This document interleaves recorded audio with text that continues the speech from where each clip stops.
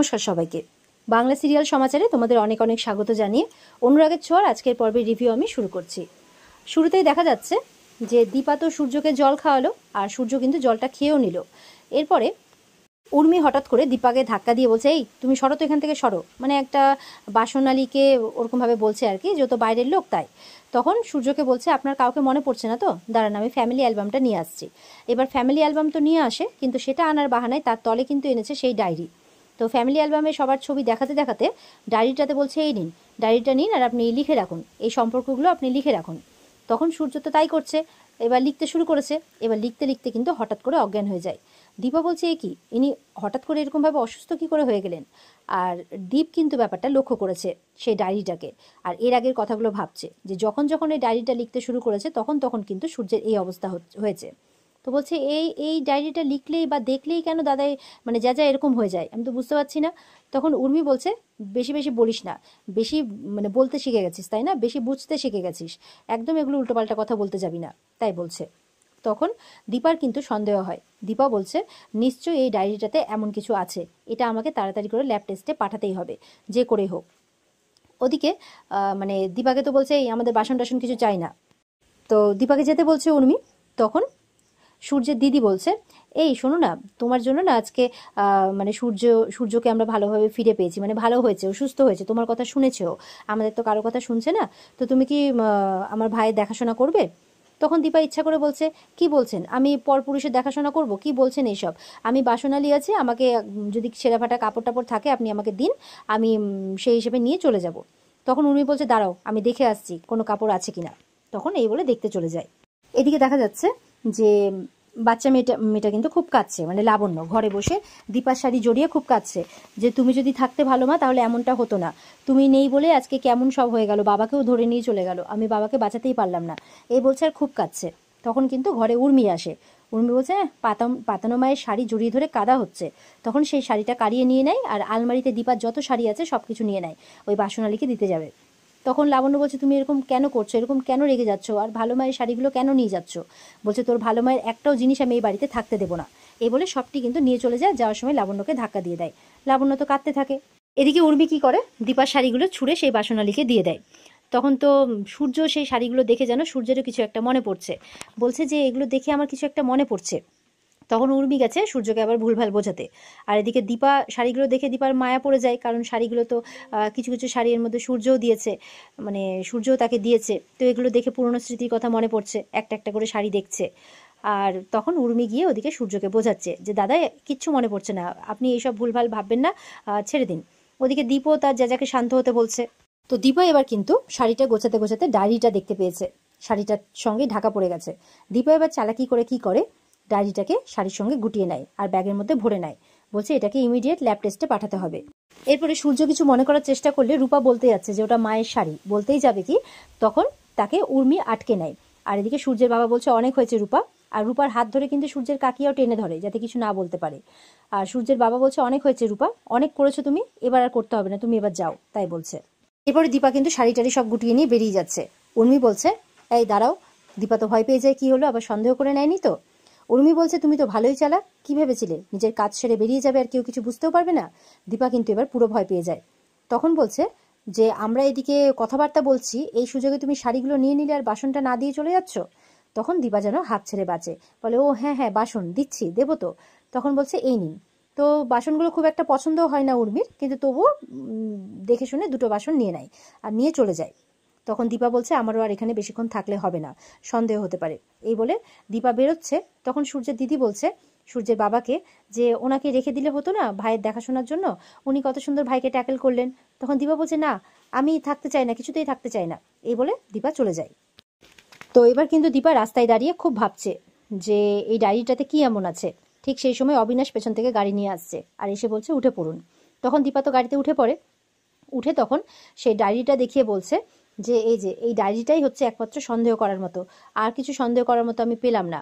আপনি তো পুলিশ ডিপার্টমেন্টে ছিলেন, তো এরকম কিছু কি হতে পারে, এই ডায়েরিটাকে দেখে কি সন্দেহ করা যেতে পারে? তখন বলছে, দেখুন যে আগেকার দিনে কিন্তু ডায়েরির মধ্যে একটা জায়গা করে ছোট রিভলভার রাখা হতো, কিন্তু এটা তো একটা খুব নর্মাল সামান্য একটা ডায়েরি, এটা এটা দিয়ে কি হবে? তখন বলছে, না আমার মনে হচ্ছে যে এটার মধ্যে কিছু একটা তো ব্যাপার আছে। যেটা হয়তো ডাক্তারবাবুকে আরও অসুস্থ করে তুলছে। তো অবিনাশ অবাক হলেও দীপা বলছে, ওই যে কথাই আছে না, যেখানে দেখিব ছাই উড়াইয়া দেখিব তাই, তখন বলছে যে আমাদেরকে এই কাজটা করতেই হবে, আমাদেরকে ডায়েরিটা ভালো করে চেক করতেই হবে, তাই বলছে। তারপরে বলছে যে সব রেডি আছে তো ওদিকে? তখন অবিনাশ বলছে হ্যাঁ রেডি আছে। তো ওদিকে দীপা বলছে এবার আমরা কোথায় যাচ্ছি? তখন বলছে এয়ারপোর্ট। দীপা বলছে আপনি নিঃস্বার্থভাবে আমার জন্য সব কিছু করে যাচ্ছেন, আমি যা বলছি তাই। তখন বলছে নিঃস্বার্থ কেন বলছেন? এই যে একটা সময় তো জানতাম যে আমার এই হার্টটা হয়তো কখন থেমেই যাবে, কারণ এই হার্টের প্রবলেমের জন্য তো আমি আমার চাকরিটাও ছেড়ে দিয়েছি। কিন্তু ওই যে বলে না সৎসঙ্গে স্বর্গবাস, তো আপনার সাথে থেকে যেন আমার আয়ুটা বেড়ে গেছে। তো দীপা আর সূর্যের হ্যাপি এন্ডিং না দেখে এই হার্টটা কিন্তু অত সহজে থামবে না, তাই বলছে। আর ওদিকে মানে রূপা বলছে, মানে রূপাদের বাড়িতে আলোচনা হচ্ছে যে দীপা কি সত্যি মানে বিদেশে চলে গেছে। তখন রূপা বলছে এও কি সম্ভব, কৃষ্ণকে বলছে। তখন সেখানে কুন্তলা আসে। কুন্তলা এসে বলছে কি দীপা বিদেশে চলে গেছে, এটাও আমাদেরকে বিশ্বাস করতে হবে, এই বলে হাসছে। সূর্যের বাবা বলছে কেন যেতে পারে না কেন? বলে আপনার কি মনে হয় যে ও সূর্যকে এরকমভাবে অসুস্থ অবস্থায় ফেলে বিদেশে চলে যাবে? ডাহা মিথ্যে কথা বলছে। তো রূপা বলছে কুন্তলাকে আপনি এগুলো কোন অধিকারে বলছেন?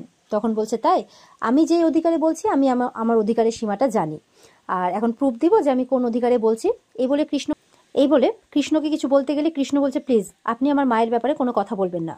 তখন কুন্তলা বলছে ও মা হয়ে গেল এখন, আমিও তো তোমার মা। তো রূপাকে বলছে রূপা তুমি তোমার মাকে ফোন করো, আমি জানি দীপা তোমার ফোনটা ঠিক ধরবে, আর এখনই মানে প্রমাণ হয়ে যাবে যে দীপা কোথায় আছে, আর ফোনটা স্পিকারে দেবে। এবার কিন্তু সূর্যের দিদি কি করে, মেসেজ করে কিন্তু দীপাকে জানিয়ে দেয় যে দীপা তোমাকে এক্ষুনি রূপা ফোন করবে, আর ফোনটা কিন্তু স্পিকারে থাকবে। দীপা সেই মেসেজটা পায়। তখন অবিনাশ বলছে আমরা রেডি আছি, অসুবিধা নেই, আপনি ফোনটা রিসিভ করবেন। তখন তো রূপা ফোন করে, সবাই শুনছে, আর দীপা কিন্তু ফোনটা রিসিভ করে। আর পাশ থেকে কিন্তু মানে ফ্লাইটে ওঠার পর যা যা বলে ওখানকার এয়ার হোস্টেসরা, সেই সমস্ত রেকর্ডিং কিন্তু অবিনাশ তার ফোনে চালিয়ে দিয়েছে। আর এটা শুনে কিন্তু রূপাও অবাক হয়ে যায় যে মা তো সত্যি সত্যি যাচ্ছে। দীপা বলছে আমি লন্ডন যাচ্ছি, তুই কিন্তু আমি না আসা অব্দি ওই বাড়িতেই থাকবি, কারণ আমি কিন্তু কাউকে বিশ্বাস করি না, তাই বলছে। রূপাও তো শুনে অবাক হয়। আর ওদিকে কুন্তলা এতক্ষণ ধরে যে খুব হো হো করে হাসছিল, বলছিল দীপা নাকি মিথ্যে কথা বলছে, সেও কিন্তু একদম চুপ হয়ে যায়, আর চুপ হয়ে গিয়ে ভাবতে থাকে যে এটা কি করে সম্ভব। অবিনাশ বলছে আপনি পেরেছেন। দীপা বলছে আমি এই করে চলি, সারা জীবন শুধু সত্যের পিছনেই ছুটে চলি, চারপাশটা শুধু মিথ্যে আর মিথ্যেই ভরা। অবিনাশ বলছে দুনিয়াটাই তো মিথ্যেতে ভরা, কি আর করবেন? দীপা বলছে করার অনেক কিছুই ছিল, কিন্তু আমি আর এই মুহূর্তে ভাবার কোনো কন্ডিশনে নেই।